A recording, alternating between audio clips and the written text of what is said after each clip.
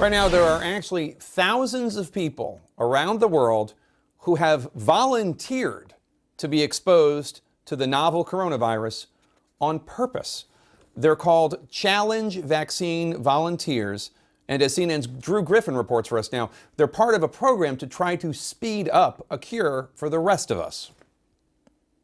He donated a kidney last summer. Now, A.B. Rohrig is ready to medically volunteer again, this time as a human guinea pig in a vaccine trial designed to infect volunteers with a virus the world has never known. Just like the nurses and the doctors on the front line, I'm willing to take some risks myself if it means that we can move through this as a nation and as a world.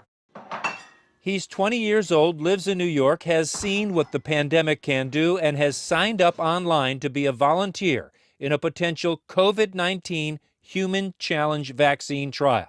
Unlike other vaccine trials, in a challenge trial, a group of volunteers would first be injected with a potential vaccine, and a second control group would be injected with a placebo. After allowing sufficient time for the volunteers who got the vaccine to hopefully build up immunities, it's all challenged. All the volunteers, those with and those without the vaccine candidate, are intentionally contaminated with coronavirus.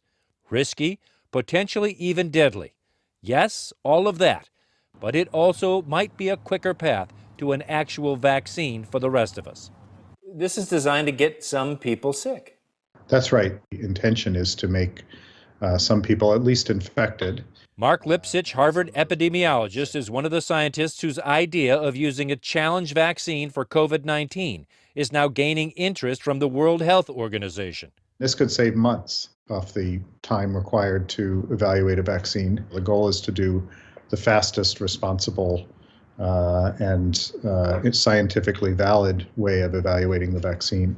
Multiple vaccines could be tried at the same time, controls put in place for proper medical care for all the volunteers.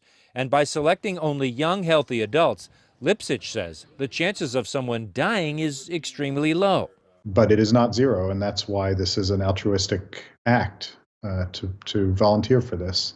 It's not just the risk, it is the unknown risk, says Professor Robert Reid at the University of Southampton in the UK. He's in favor of the idea, but insists there would need to be full disclosure. This case is different. We're not able to quantify the risk to the volunteer. And when we take informed consent from them, we will have to say to them that we cannot say exactly what is going to happen to them.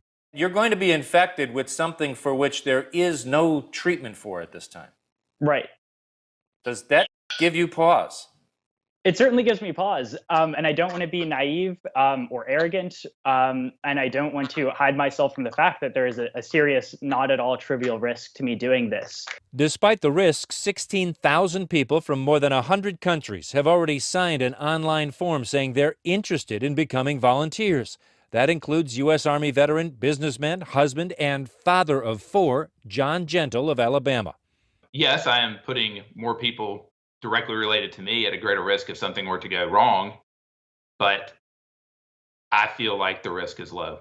So far, the challenge vaccine trial is hypothetical, but John Gentle, A.B. Rohrig, and 16,000 others say they are ready, if needed, to take the risk if it means they can be part of ending the COVID-19 pandemic.